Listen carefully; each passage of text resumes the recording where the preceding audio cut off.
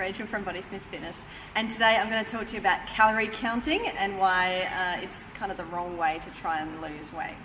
So calorie counting is based on the theory that you've got this basal metabolic rate, which is true, everyone does have that, and it's supposed to be based on things like your gender, your weight, your activity level, and a few other things.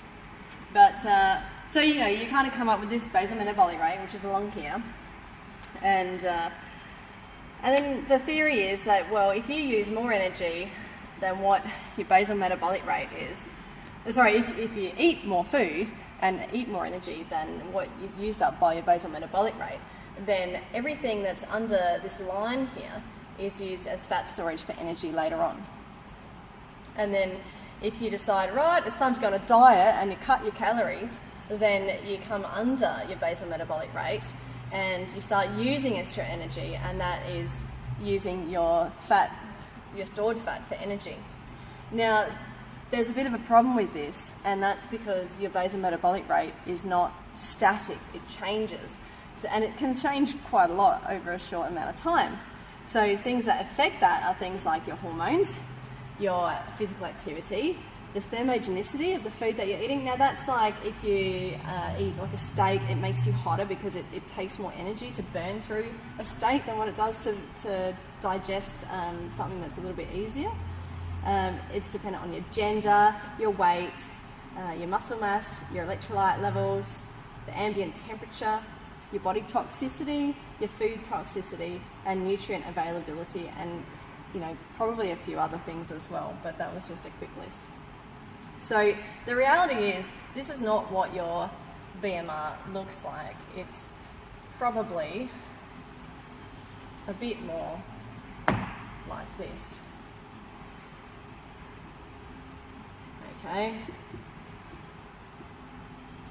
And again, if you try to cut calories in order to burn through stored fat, you're going to be, eating an amount of energy that, it might be down here. Now, the problem with that is that your body reacts to what you do.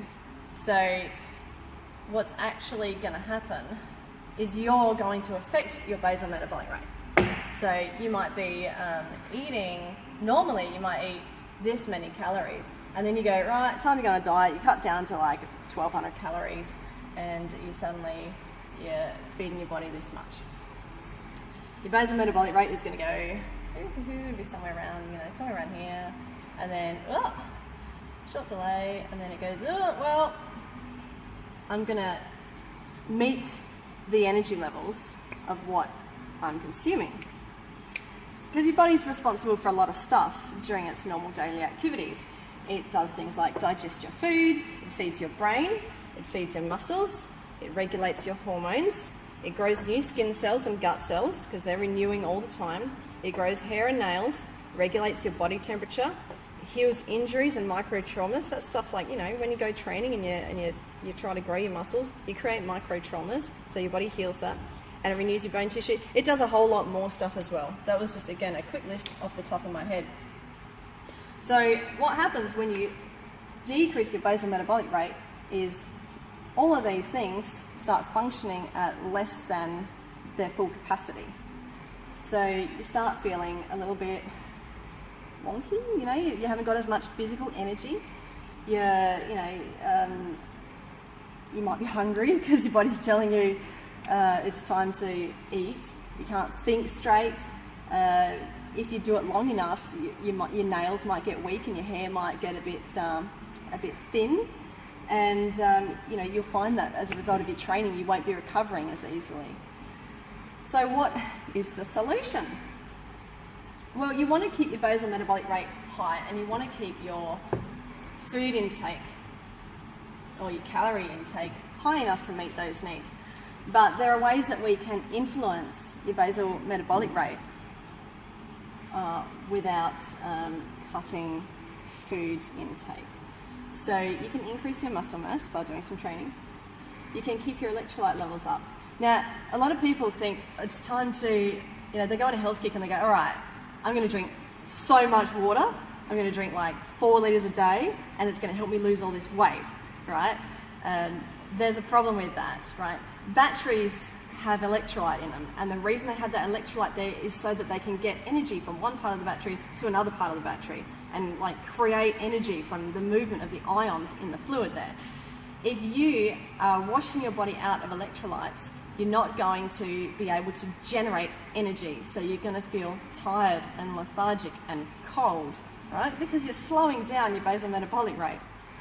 So the other thing is, when you urinate, you're not just urinating water, you're losing electrolytes at the same time. So if you're feeding yourself lots of water, and to the point where you're probably feeling a little bit sick and having too much, then you're going to create problems, and you're not going to be helping yourself. So it's a good idea to add a little bit of Himalayan salt and lemon juice to your drink, and that will probably take care of it all completely. I really think that the body's an amazingly sophisticated system, and it will tell you if you're thirsty, and it will tell you if you're hungry, and you can just listen to it. It's pretty cool.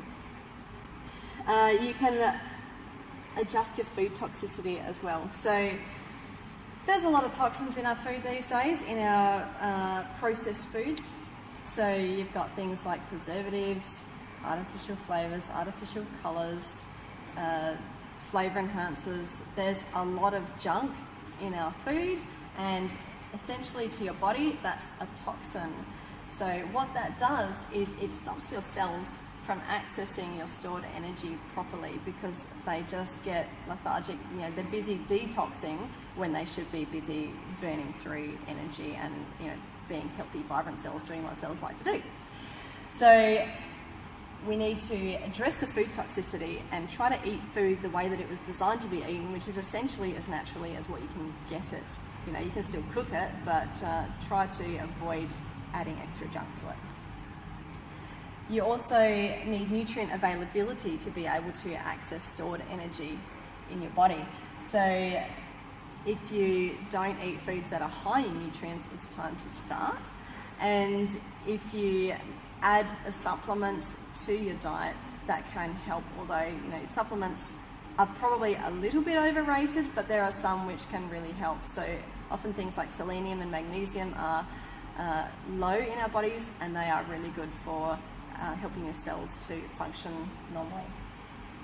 I've added probiotics in here because probiotics in your gut help you break down your food. So if you're not digesting your food correctly, you won't be assimilating those nutrients into your body, and you're going to end up with poor nutrient availability. It doesn't matter whether you eat them, if you're not actually digesting and assimilating them into your body, your cells won't be able to get it. Okay?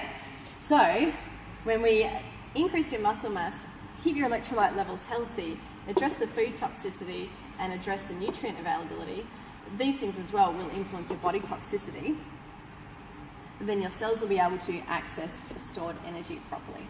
Now, if they can't access your stored energy properly, we get this kind of principle here. Now, people think that, again, you can just decrease the amount that you're eating and do more exercise, and somehow you're going to burn through all this energy. Now, if that was the case, then overweight people would make excellent marathon runners because they've got plenty of extra energy there. They'd be able to go for days. But it's not the case. So the problem is your body is not actually accessing the energy that is there. Speaking about food toxicity, sugar is seen by your body as a toxin. Now, especially in large amounts. Now, sugar, when in large amounts, is kind of like syrup in your blood, which is really bad. Like, it's going to pickle your organs, and your body just doesn't want that. So what does it do? Well, you can't just urinate out excess sugar unless you've got high level diabetes, and you can't defecate it out. So your body's got to get rid of it somehow.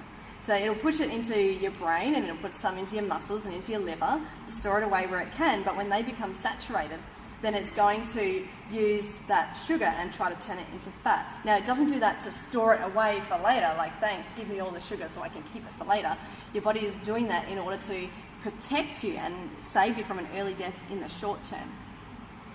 Now, your body is really sophisticated, and it wants to be a healthy body weight. There is a normal amount of fat for the body to maintain, and it's going to try and do that all on its own. The good news is you don't have to micromanage a lot of this stuff. So what do we do? Well, we try to keep our basal metabolic rate at, you know, whatever level it likes to be. Let's say it's something like this. And we try to feed our body good stuff in order to match that. Doesn't matter whether it's a little bit above, a little bit, you know, different times of the day, it'll be a little bit above, a little bit below. But, you know, your body is really sophisticated. So if we, you know, keep the muscle mass up, we keep up your electrolyte levels, we stay away from toxic foods, and we make sure you've got plenty of nutrients, guess what? Your body's just going to naturally get rid of excess fat all in its own time. No need to micromanage. Okay, so I hope that helped. And you know, it's making a simple procedure complex, or making a complex procedure simple. It's you know, there's really not a lot of brain work to this. So I hope that it really becomes clear in your mind that micromanaging calorie input is probably a bad way to use your time. Okay, all the best, and hopefully we'll see you in the gym soon.